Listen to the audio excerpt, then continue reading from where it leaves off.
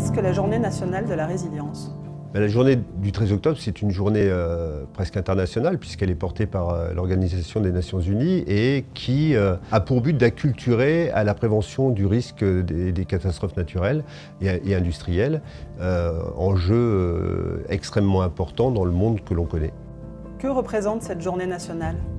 Elle est extrêmement importante cette journée parce que d'abord elle va réunir différents acteurs, des acteurs qui ont vécu de façon empirique avec leur propre expérience les conséquences d'une catastrophe naturelle, mais aussi des corps scientifiques qui de façon extrêmement empirique apportent leur expertise de scientifiques ou de sachants qui permettront l'écriture, en tous les cas, d'une planification qui pourrait permettre au plus grand nombre de s'y retrouver afin de prévenir les conséquences des risques de catastrophes naturelles.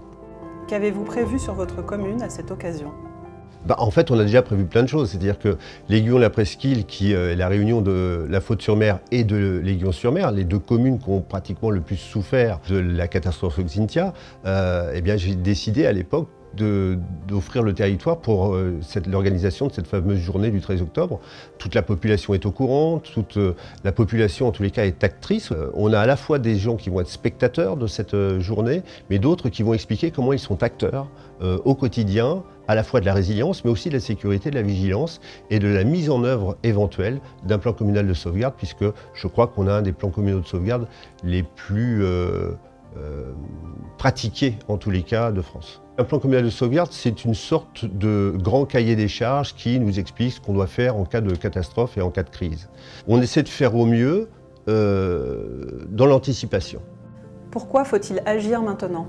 Tous les élus ont compris cet été, entre le 1er juin et maintenant, ils ont tous compris que où que l'on habite, il va se passer des choses graves. La Faute-sur-Mer, c'était la submersion marine. Xynthia, la Faute-sur-Mer. Sauf que on a un tiers du territoire qui est dans Pinède, et je peux vous assurer que cet été, tous les jours, on a mis notre plan communal de sauvegarde en route, non plus pour l'inondation, mais pour les incendies. Il y a 6 mois, j'en aurais jamais parlé. Donc ce qui veut bien dire que ce que je conseille aux autres, il faut que je me l'applique à moi-même. Et heureusement qu'on avait le plan communal de sauvegarde, on a eu 6 départs de feu ici.